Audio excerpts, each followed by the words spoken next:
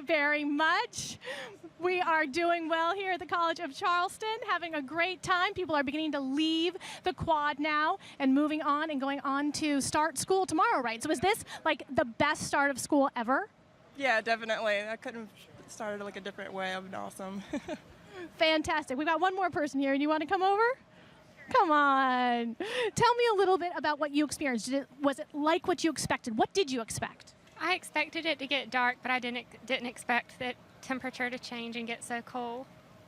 I felt the same way. I was really surprised. I kept thinking it was going to rain or something, and it never did. It was fantastic. All right. What are you going to do with your Eclipse glasses now? Just keep them as a souvenir. I might put them in a scrapbook. Oh, I like that. Don't use them if you ever get them scratched, okay? Okay. If you keep them pristine, you can use them again, but not if they get scratched, okay? You're going to be real careful with these, right?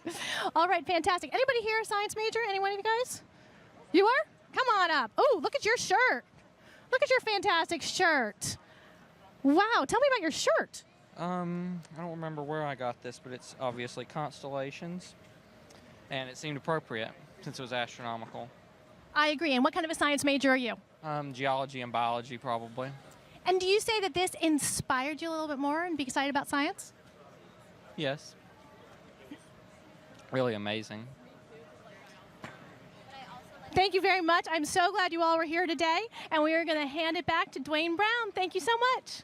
Thanks, Karen. You know, and they are special guests because, you know, the kids and our future scientists are really, really important and special. And Jody, I know the audience wants to hear your story. I mean, it's amazing. I mean, we're sharing here. Tell us your story. Well, I mean, I started interested in science since I was a little kid. I was very curious, but it was when I remember I traveled to Florida. I have family in Florida. I was 6 years old, and I went to the Kennedy Space Center, and I saw the amazing things that NASA had there. I put in my mind, I want to work for NASA one day. And coming from a little island, you know, Puerto Rico, hola Puerto Rico, I mean, I have to work really hard, but it's, you know, here I am. I work really hard, and it has been an amazing experience, and look where it got me. Oh, my goodness. Well, I'm glad to be here. It's been a great day. So, ladies and gentlemen, we've been talking about this. Now it's time to go back to the Johnson Space Center to Rob Navius and the International Space Station coming up. Rob. So, okay. Not yet. So, what we're going to do, we're going to come back here. I just love live television because you turn. But, so, now we can talk about cats. Cat yes. man. I'm the cat man. Let's go. I'm a cat lover. Yeah, so, you know, I love cats. I've always had cats. My wife has cats. And the great thing about it is they're such great companions, and I do a lot of traveling for NASA.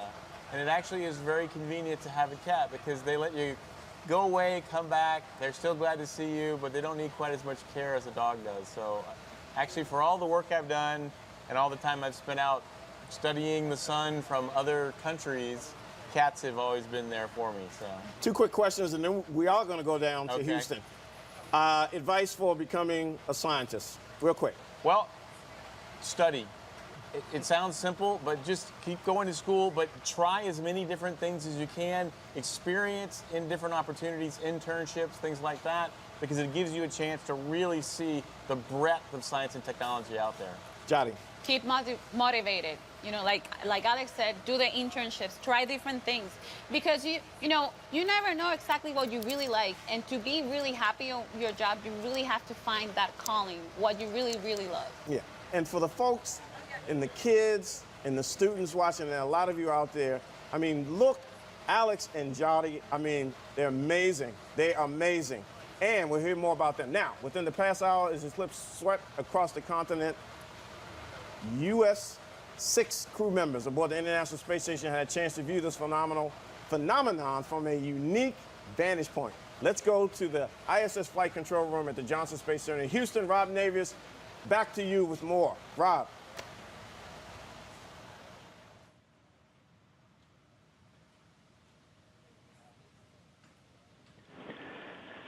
Thanks, Dwayne. You know, millions of people have been witness to this amazing event across the United States throughout the day today.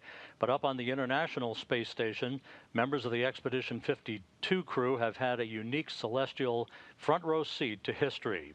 About an hour ago, the International Space Station flew 252 statute miles above the Earth over southern Canada as it made its way south of Hudson Bay with a tremendous view of the moon's shadow against the Earth. The moon covering about 44% of the sun during the second of 3 passes. You can see it in this animation right here. The crew were glued to the windows of the International Space Station with an HD video camera, with an armada of digital still cameras to capture every moment of those precious seconds. With us at this hour aboard the International Space Station in the Destiny Laboratory of the complex are 4 of the members of the Expedition 52 crew, NASA flight engineers Peggy Whitson, Jack Fisher, and Randy Bresnik, and flight engineer Paolo Nespoli of the European Space Agency. Thank you all so much for joining us today on this historic day.